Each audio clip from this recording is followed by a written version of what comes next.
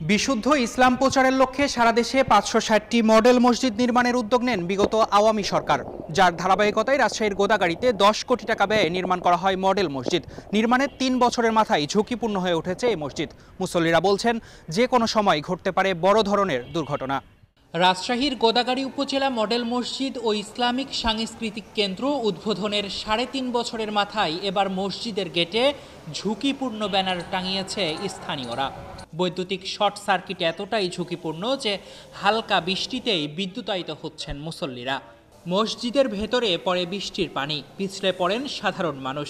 হালকা বাতাসে ভেঙে পড়ছে মিনারের নকশা, এরই মধ্যে ধরেছে দেয়ালে ফাটল। এমনই প্রায় ২২টি সমস্যা নিয়ে দাঁড়িয়ে আছে চোখ ধাঁধানো এই ধর্মীয় স্থাপনা। মসজিদের যে কারেন্টের পয়েন্টগুলো আছে এগুলোতে অনবরত বৃষ্টির পানি পড়ে। এগুলো এমন একটি অবস্থায় আছে যে কোনো সময় যে কারো প্রাণহানি ঘটতে পারে। মডেল মসজিদ যেখানে সাধারণ মুসল্লিদের আস্থার জায়গা, এখানে নিরাপত্তাহীনতায় যদি মানুষ ভুগে তাহলে ধর্মের নিশ্চয়তা নিয়ে এখানে নিরাপত্তার সাথে আসার ক্ষেত্রে যে একটা মানুষ আগ্রহী হতো সেখানে আগ্রহ না পেয়ে এখন নিরাপত্তাহীনতার কারণে মসজিদ থেকে দূরে চলে যাচ্ছে। ২০২১ সালে প্রথম ধাপে সারা দেশে ৫০টি মসজিদ উদ্বোধন করেন তৎকালীন প্রধানমন্ত্রী শেখ হাসিনা। সে সময় মসজিদের বিভিন্ন কাজ অসম্পূর্ণ রেখেই তা উদ্বোধন করা হয়। বাকি কাজ শেষ না করেই বিলের ১০ কোটি টাকা তুলে নেন বিতর্কিত ঠিকাদারি প্রতিষ্ঠান ব্রাদার্স কনস্ট্রাকশন।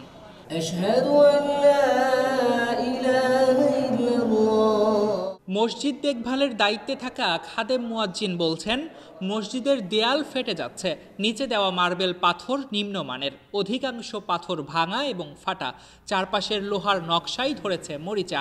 মুসল্লিদের দুর্ঘটনার ঝুঁকি নিয়েই আসতে হচ্ছে ইবাদতখানায়। মসজিদের বড় প্রবলেম হলো আমাদের বিল্ডিং কারেন্টের পয়েন্ট দিয়ে পানি পড়ে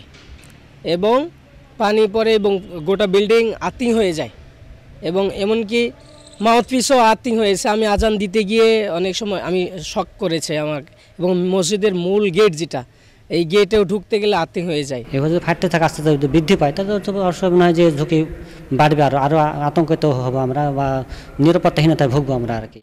আর স্থানীয়রা বলছেন, প্রথম থেকেই নানা অনিয়ম করেছে ঠিকাদার। বারবার বলেও কোনো সমাধান পাননি তারা। এখন যে পরিস্থিতি, তাতে যে কোনো সময় ঘটতে পারে বড় ধরনের কোনো দুর্ঘটনা। যখন এই পাথরটা বসাই তখন আমি ওনাকে কয়েছিলাম যে পাথরগুলো ভাঙ্গা বসে সেখানে, তো উনি বলেছিল যে তুমি কি ইঞ্জিনিয়ার। বাউন্ডারি ওয়াল না থাকাতে আপনার এই কুকুর টুকুর হাবিয়ে অনেকে আসা এগুলো খুব করে আর কি। লক্ষ লক্ষ টাকা দেখা যাচ্ছে যে মসজিদের নামে এসেছে, কিন্তু তারা প্রকৃতভাবে এগুলোকে কাজে না লাগিয়ে তারা নিজেদের পকেট ভারী করেছে এবং নিজেরা তারা আত্মসাৎ করে ফেলেছে। প্রচুর বিপজ্জনক, কারণ এগুলো সবই বৈদ্যুতিক শর্ট পড়ে যায়, যে পরবর্তীতে এই মাইকের সমস্যা দেখা যায়। মাইকের সাউন্ড একটাও ভালো না, কোনো মুসল্লি ইমামের কথা শুনতে পারে না। গণপূর্ত অধিদপ্তর আর সরকারের যারা দায়িত্বে আছে, এনাদের গাফিলতির কারণে আজকে এই অবস্থা। যদি সঠিক পরিকল্পনা নিয়ে এগুলো করা হতো তাহলে এইসব জায়গায় এইসব মসজিদে সাধারণত মানুষ বেশি হওয়ার কথা, সঠিক পরিকল্পনা না থাকার কারণে দেখা যায় ফজরের সময় এমন মডেল মসজিদ আছে 10টা 12টা 15টা মানুষ হয়।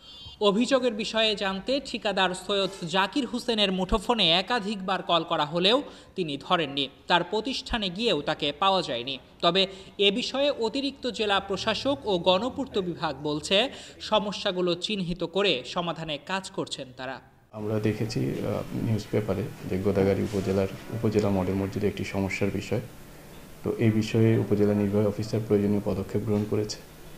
এটি যারা নির্মাণ করেছে পিডব্লিউডি, ইতিমধ্যে পিডব্লিউডি এটি মেরামতের জন্য কাজ শুরু করেছে। যে ধরনের ফল্টের কথা বলা হয়েছে এগুলা মেজর কোনো ফল্ট না, এগুলা নর্মালি একটা বিল্ডিং আসলে আমরা যদি রেগুলার মেনটেন করি, 3 বছর ধরে এটা ব্যবহার হচ্ছে যেহেতু, ওই সামান্য যেটা এটা আসলে স্ট্রাকচারাল কোনো সমস্যা না।